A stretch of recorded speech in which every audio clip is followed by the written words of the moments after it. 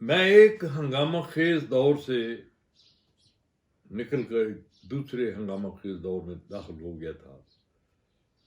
کوہستان میں نے اپنا آخری دور محترم فاطمہ جناح کے ساتھ انتخابی مہم میں شریک رہ کر، اس کے بعد جناب ذوالفقار علی بھٹو کے آغاز جو انہوں نے کیا بغاوت کا ایوب خان کے خلاف، اس کا ساتھ دے کر میں نے کوہستان کے لیے تقریباً ایسے حالات پیدا کر دیے کہ سوائے اس کے کہ سرنڈر کر دی ہے تب مسلم لیگ کو، اس کا سروائیول کا کوئی چانس نہیں رہا تھا۔ میں اپنے آپ کو اس کا ذمہ دار سمجھتا ہوں، لیکن یہ میرے نوجوانی کے خیالات تھے۔ میں نے پروفیشنلی بہت میں ساؤنڈ کام کیا، لیکن میں نے کوئی کمپرومائز نہیں کیا اپنے نظریات پر۔ میں اس زمانے میں بھٹو صاحب کا بہت ہی اسٹانچ سپورٹر تھا۔ میں جس زمانے کی بات کر رہا ہوں، یہ تو میں پس منظر میں یعنی آپ یوں کہہ لیجیے کہ ہائنڈ سائٹ میں جب میں پیچھے نظر دوڑاتا ہوں تو مجھے کچھ اور نظر آتا ہے، اس وقت کچھ اور نظر آ رہا تھا۔ بہرحال میں مشرق کا ایڈیٹر بن گیا۔ یہ میرے لیے ایک عروج تھا بہت بڑا۔ میں سمجھتا ہوں کہ اس عمر میں میرا ایک اتنے بڑے اخبار کا بالکل ایک بااختیار ایڈیٹر بننا ایک عظیم کارنامہ تھا میرے لیے۔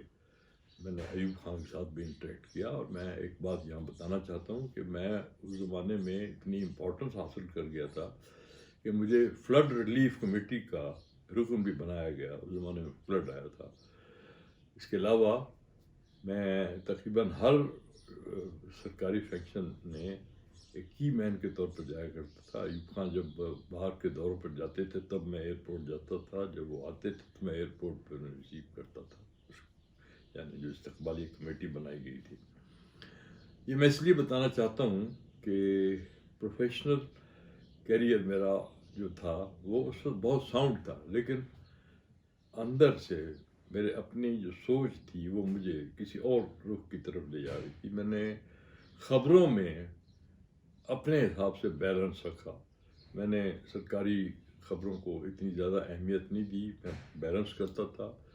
بھٹو صاحب کی پارٹی جو ہے وہ خبریں بھیجتی تھی، میں انہیں بھی شائع کرتا تھا، اور میرے خیال میں یہ بات رجسٹر بھی ہوئی وہاں پیپلز پارٹی میں، کیونکہ مجھے یاد ہے کہ ایک فنکشن تھا میٹروپول ہوٹل میں، تو میں بھی اس میں گیا تھا، اور اس میں وہاں ہمارے چیئرمین عزیز احمد نیشنل پریس ٹرسٹ کے، مجھے اس وقت یہ نہیں پتا تھا کہ وہ بھٹو کو بہت قریب ہیں، وہ ایوب خان کے خاص آدمی تھے، وہ بھی وہاں موجود تھے۔ تو جب بھٹو داخل ہوئے تو عزیز احمد کھڑے ہو گئے، ان کہا کیسے ہو گئے عزیز؟ انہوں نے کہا کہ سر بالکل فرسٹ کلاس۔ تو بھٹو صاحب نے میری طرف بھائی کون نوجوان ہے؟ انہوں نے کہا جی کہ میں عزیز احمد کے ساتھ بیٹھا تھا۔ ان کا یہ ہمارے مشرق کے ایڈیٹر ہیں، اوہ آئی know about him, he is a good man, he is publishing over news, ہماری خبریں چھاپ رہے ہیں یہ کہہ کر وہ اندر چلے گئے۔ بہرحال میں اپنا کیریئر جو ہے وہ آگے بڑھاتا رہا، لیکن مجھے پتہ تھا کہ میں بہت عرصے تک یہ نہیں چل سکوں، کیونکہ ایک کاؤنٹ ڈاؤن شروع ہو چکا تھا۔ میں یہاں ایک واقعہ بیان کرنا چاہتا ہوں۔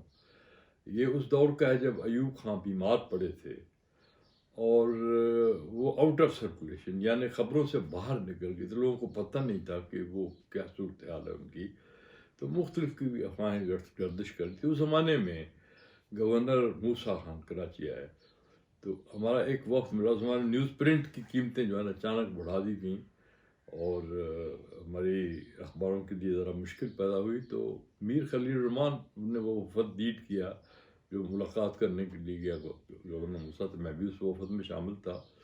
تو باتوں میں میر خلیل الرحمن نے کہا جی کہ آپ صدر مملکت سے بات کریں کہ یہ نیوز پرنٹ کی خبر وہی جو ہے نا، ہماری اطلاع یہی ہے کہ انہوں نے ہی ان کے ہی حکم سے یہ آرڈیننس جاری ہوا ہے اور یہ اضافہ ہوا ہے۔ تو انہوں نے کہا کہ یہ ممکن ہی نہیں ہے۔ موسیٰ خان نے کہا کہ ممکن نہیں ہے انہوں کو ایسا حکم دیا ہو، میں آپ کو گارنٹی دیتا ہوں کہ ایسی بات نہیں ہے، بہرحال پھر بھی میں دیکھوں. انہوں نے کہا جی آپ دیکھ لیں. انہوں نے کہا بھی میں آپ کو بتا رہا ہوں تو اس پوزیشن میں نہیں ہے کہ ایسا کوئی حکم جاری کر سکے. تو تب ہمیں اندازہ ہوا کہ وہ بیمار ہیں، کیونکہ ان کے منہ سے بات نکل گئی تھی موسیٰ خان کے. اب وہ بیماری جو تھی نا، بعد میں پتہ لگا کہ انہیں تھرمبوسس تھا، نمونیا تھا، ایسا نمونیا جس میں ان کی جان بھی جا سکتی تھی، لیکن وہ بچ گئے. تو اس وقت جو جنرل بھٹو کے کیمپ میں خفیہ طور پہ جا چکے تھے، ان کے اندر بھی، اور خود ذوالفقار علی بھٹو کے اندر بھی یہ خیال پیدا ہوا کہ یہ فانی ہیں.